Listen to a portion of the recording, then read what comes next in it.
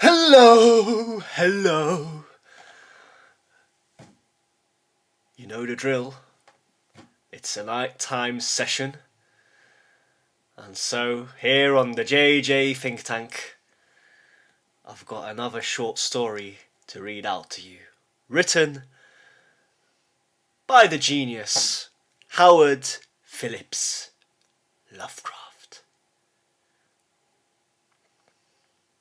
Before I begin this short story, I'd like to actually talk about H.P. Lovecraft for a change. So, he really was a true artist. Because he sacrificed his life to art, and I may be incorrect here, but eventually he became financially destitute. He didn't have any money. He was poor, um, and so I guess this shows that he dedicated all of his time to mastering his craft as a storyteller, as a writer, and it paid off. It paid off. He achieved immortality because I'm reading him now, and he's well known around the world, and he's having an impact even on politics now. So there's this thinker called Konstantin von Heinrich, or something like this on Twitter. Uh, Let me find him for you.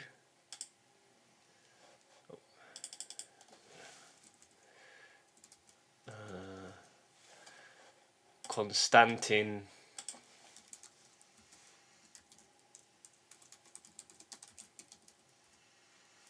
Oh, von Hofmeister, Arctos. Konstantin von Hofmeister studied English literature and political science in New Orleans. And yeah, I follow him on Twitter.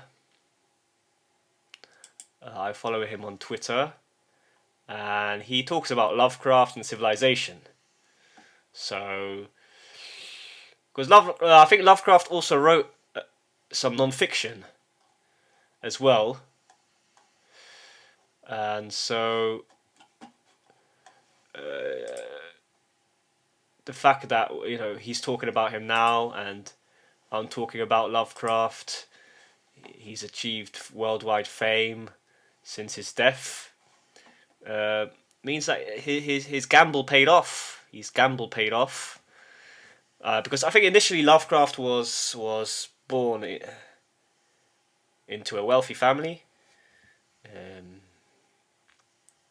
When he was younger, he had money, and he was supported by his family, and he probably, I think he worked as well. He had normal jobs, working, and yes, but afterwards he put all his eggs into one basket. He went for it, and it paid off for him.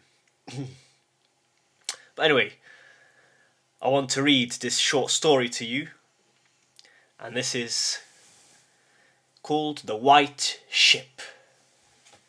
The White Ship by Howard Phillips Lovecraft.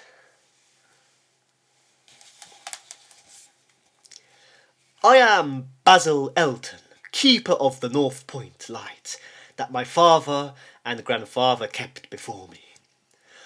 Far from the shore stands the grey lighthouse, above sunken slimy rocks that are seen when the tide is low, but unseen when the tide is high. Past that beacon for a century have swept the majestic barks of the seven seas. In the days of my grandfather there were many, in the days of my father not so many, and now there are so few that I sometimes feel strangely alone, as though I were the last man on our planet. From far shores came those white-sailed Argosies of old. From far eastern shores where warm suns shine and sweet odours linger about strange gardens and gay temples. The old captains of the sea came often to my grandfather and told him of these things, which in turn he told to my father, and my father told me in the long autumn evenings when the wind howled eerily from the east. And I have read more of these things, and of many things besides, in the books men gave me when I was young and filled with wonder. But more wonderful than the lore of old men and the lore of books is the secret lore of ocean. Blue, green, grey, white or black, smooth, ruffled or mountainous. That ocean is not silent. All my days have I watched it and listened to it, and I know it well. At first it told to me only the plain little tales of calm beaches and near ports. But with the years it grew more friendly, and spoke of things more strange and more distant, in space and in time. Sometimes at twilight the grey vapours of the horizon have parted to grant me glimpses of the ways beyond, and sometimes at night the deep waters of the sea have grown clear and phosphorescent to grant me glimpses of the ways beneath, and these glimpses have been as often of the ways that were and the ways that might be, as of the ways that are. For ocean is more ancient than the mountains, and freighted with the memories and the dreams of time. Out of the south it was that the white ship used to come when the moon was full and high in the heavens. Out of the south it would glide very smoothly and silently over the sea. And whether the sea was rough or calm, and whether the wind was friendly or adverse, it would always glide smoothly and silently, its sails distant, and its long strange tiers of oars moving rhythmically. One night I espied upon the deck of a man, bearded and robed, and he seemed to beckon me to embark for fair unknown shores. Many times afterward I saw him under the full moon, and ever did he beckon me. Very brightly did the moon shine on the night I answered the call, and I walked out over the waters to the white ship on a bridge of moonbeams.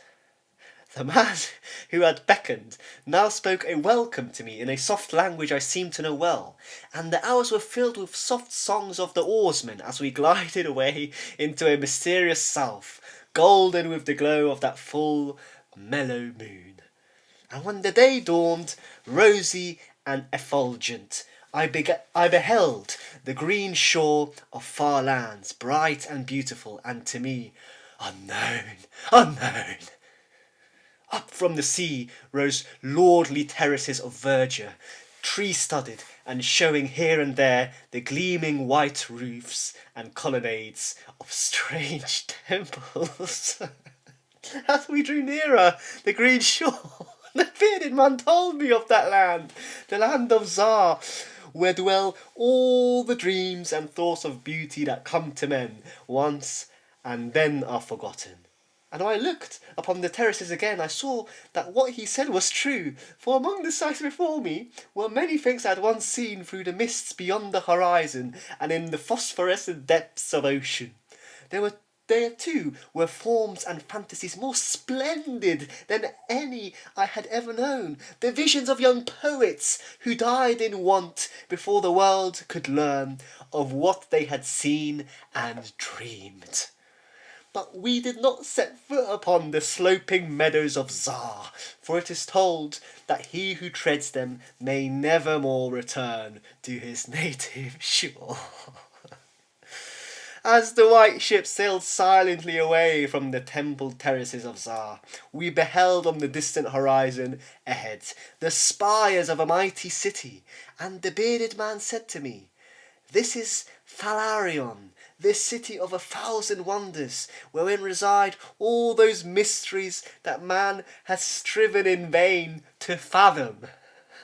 And I looked again at closer range, and saw that the city was greater than any city I had known or dreamed of before. Into the sky the spires of its temples reached, so that no man might behold their peaks. And far back beyond the horizon stretched the grim grey walls, over which one might spy only a few roofs, weird and ominous, yet adorned with rich friezes and alluring sculptures. I yearned mightily to enter this fascinating yet repellent city, and besought the bearded man to land me at the stone pier by the huge cavern gate Acariel. But he gently denied my wish, saying, "Into Thalarion, the city of 1,000 wonders, many have passed, but none returned. Therein walk only demons, daemons, and mad things that are no longer men, and the streets are white with the unburied bones of those who have looked upon the eidolon Lathi that reigns over the city." So the white ship sailed on past the walls of Thalarion, and followed for many days a southward flying bird, whose glossy plumage matched the sky out of which it had appeared. Then came we to a pleasant coast, gay with blossoms of every hue, where as far inland as we could see, basked lovely groves and radiant arbours beneath a meridian sun. From bowers beyond our view came bursts of song and snatches of lyric harmony, interspersed with faint laughter so delicious that I urged the rowers onward in my eagerness to reach the scene. And the bearded man spoke no word, but watched me as we approached the lily-lined shore. Suddenly a wind blowing from over the flowery meadows and leafy woods brought a scent at which I trembled. The wind grew stronger, and the air was filled with the lethal, sharp charnel odour of plague-stricken towns and uncovered cemeteries.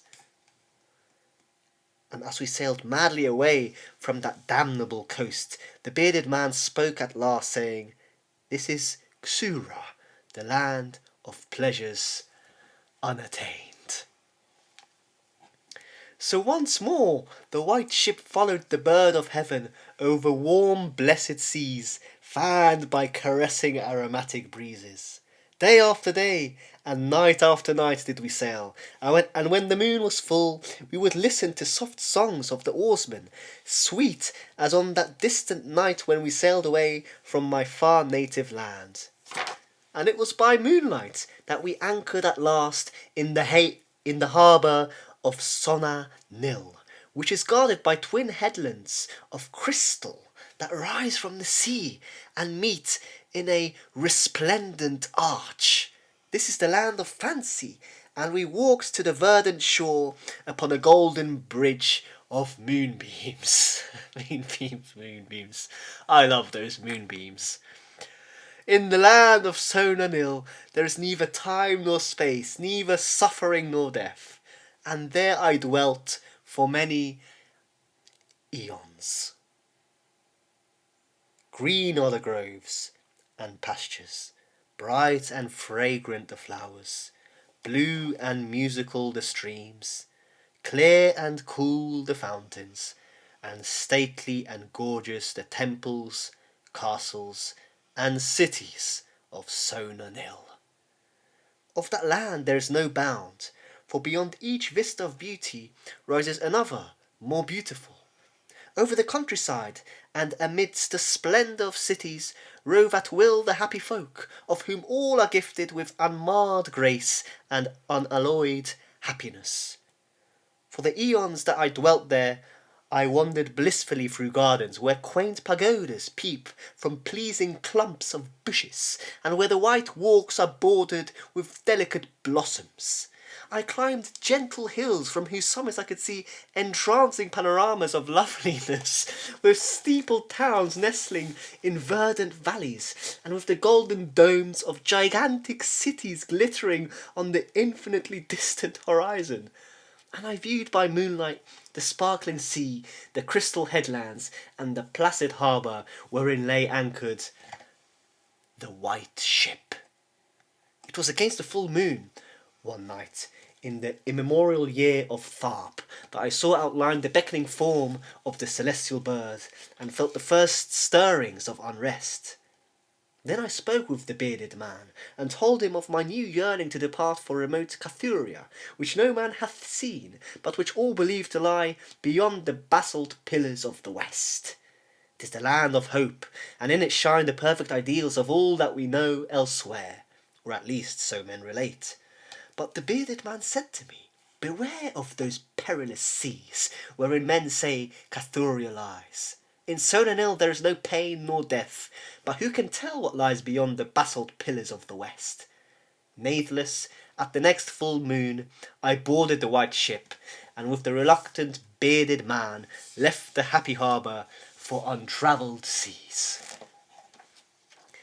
And the bird of heaven flew before, and led us toward the basalt pillars of the west. But this time the oarsmen sang no soft songs under the full moon. In my mind I would often picture the unknown land of Cathuria, with its splendid groves and palaces, and would wonder what new delights there awaited me. Cathuria, I would say to myself, is the abode of gods, and the land of unnumbered cities of gold. Its forests are of aloe and sandalwood, even as the fragrant groves of Camerin, and among the trees flutter gay birds, sweet with song. And on the green and flowery mountains of Cathuria stand temples of pink marble, rich with cavern and painted glories, and having in their courtyards cool fountains of silver, where purl with ravishing music the scented waters that come from the grotto-born river Narg. And the cities of Cathuria are cinctured with golden walls, and their pavements also are of gold. In the gardens of these cities are strange orchards, and perfumed lakes whose beds are of coral and amber. At night, the streets and the gardens are lit with gay lanthorns, fashioned from the free-coloured shell of the tortoise, and here resound the soft notes of the singer and the lutenist. And the houses of the cities of Cathuria are all palaces, each built over a fragrant canal, bearing the waters of the sacred Narg. Of marble and porphyry are the houses, and roofed with glittering gold that reflects the rays of the sun and enchants the splendour of the city and the cities as blissful gods view them from the distant peaks. Fairest of all is the palace of that great monarch Dorieb, whom some say to be a demigod and others a god. High is the palace of Dorieb, and many are the turrets of marble upon its walls. In its wide halls many multitudes assemble, and here hang the trophies of the ages. And the roof is of pure gold, set upon tall pillars of ruby and azure, and having such carven figures of gods and heroes that he who looks up to those heights seems to gaze upon the living Olympus. And the floor of the palace is of glass, under which flow the cunningly lighted waters of the Narg, gay with gaudy fish, not known beyond the bounds of lovely Cathuria. Thus would I speak to myself of Cathuria, but ever would the bearded man warn me to turn back to the happy shores of Sonanil. For Sonanil is known of men, while none hath ever beheld Cathuria. And on the 31st day that we followed the bird, we beheld the basalt pillars of the west. Shrouded in mist they were, so that no man might peer beyond them, or see their summits, which indeed some say reach even to the heavens. And the bearded man again implored me to turn back, but I heeded him not.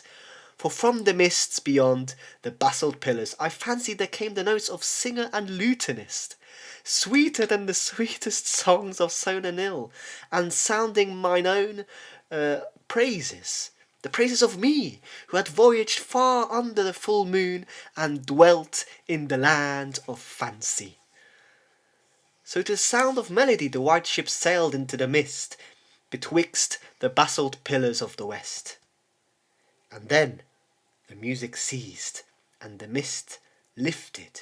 We beheld not the land of Cathuria, but a swift rushing, resistless sea, over which our helpless bark was borne towards some unknown goal. Soon to our ears came the distant thunder of falling waters, and to our eyes appeared on the far horizon ahead the titanic spray of a monstrous cataract, wherein the oceans of the world dropped down to abysmal nothingness. Then did the bearded man say to me, with tears on his cheek, "We have rejected the beautiful land of Sonanil, which we may never behold again. The gods are greater than men, and they have conquered." And I closed my eyes before the crash that I knew would come, shutting out the sight of the celestial bird, which flapped its mocking blue wings over the brink of a torrent. Out of that crash came darkness, and I heard the shrieking of men and of things which were not men. From the east tempestuous winds arose, and chilled me as I crouched on the slab of damp stone which had risen beneath my feet. Then, as I heard another crash, I opened my eyes, and beheld myself upon the platform of that lighthouse, from whence I had sailed so many eons ago. In the darkness below there loomed the vast blurred outlines of a vessel, breaking up on the cruel rocks. As I glanced out over the waste, I saw that the light had failed for the first time since my grandfather had assumed its care. And in the later watches of the night, when I went within the tower, I saw on the wall a calendar which still remained as when I had left it at the hour I sailed away. With the dawn, I descended the tower and looked for wreckage upon the rocks. But what I found was only this: a strange dead bird whose hue was as of the azure sky, and a single shattered spar of a whiteness greater than that of the wave tips or of the mountainous snow. And thereafter the ocean told me its secrets no more. And though many times since has the moon shone full and high in the heavens, the white ship from the south came never again. Wow, what a story. So many thoughts popped into my mind as I was reading this story by H.P. Lovecraft. So many thoughts. I mean, first, when he was describing the ocean, there is something very mysterious about the ocean. We still haven't discovered the ocean. There's so many unfounded life forms found deep within the ocean, and the ocean is this strange unknown place. It's quite scary, and when Lovecraft wrote that the ocean is full of memories and the dreams of time, I thought about the Titanic. Yes, the Titanic ship which sinked, and we've got all these images of the Titanic deep under the sea, under the ocean, and it's still there, right? It's still there, lying deep in the ocean, with covered in green algae, with moss. It's like, it's a bit horrifying, isn't it? It's a bit horrifying. And what else came to my mind as I was reading? In general, about the clash between the East and the West. So obviously, Lovecraft alludes to the East and their temples, and then the West. Obviously, Lovecraft is more biased towards the West because he was an Anglo-Saxon.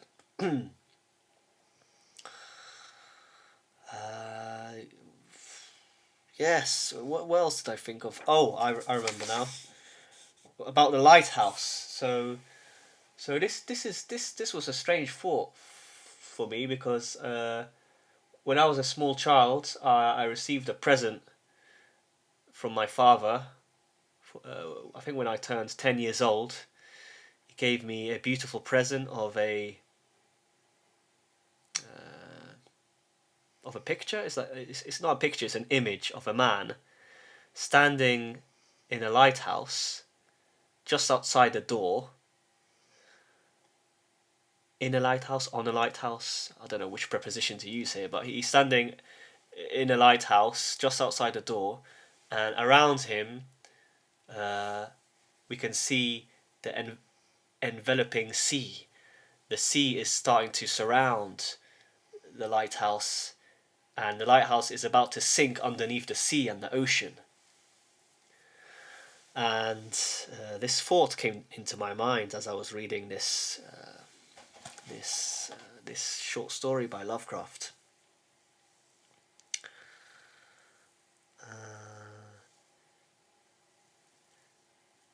And in general, yes, parts of the story were definitely quite heavenly, right? When he talks about Cathuria, I believe, it sounds like heaven with the beautiful music, with all the beautiful amber. Everything's so clean, everything's so fresh, everything's lined with gold and silver and crystals, with beautiful smelling flowers,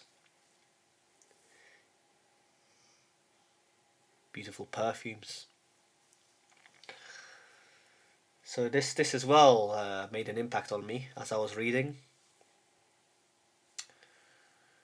Oh, and finally, I remember now when he's talking about a fountain and the water traveling through this fountain. This made me think about my neighbour in one of my neighbours in London, and sometimes when I sit in our garden, I can hear the water trickling down a kind of a little fountain that they have. They have a little fountain in their garden, and I can hear the water trickling down. And this thought popped up into my mind as well. But yes, I think those were the main thoughts that I remember and that I recall. That's the end of my video today. I hope you enjoyed my rendition of that short story by Lovecraft, The White Ship. If you liked the video, don't forget to like and subscribe. It will help me grow the channel and spread more vital information. If you like the video even more, consider donating at Buy Me a Coffee. I'll provide a link in the description. But yes, that's all for tonight. If you're watching this at bedtime, I wish you a good night and take care.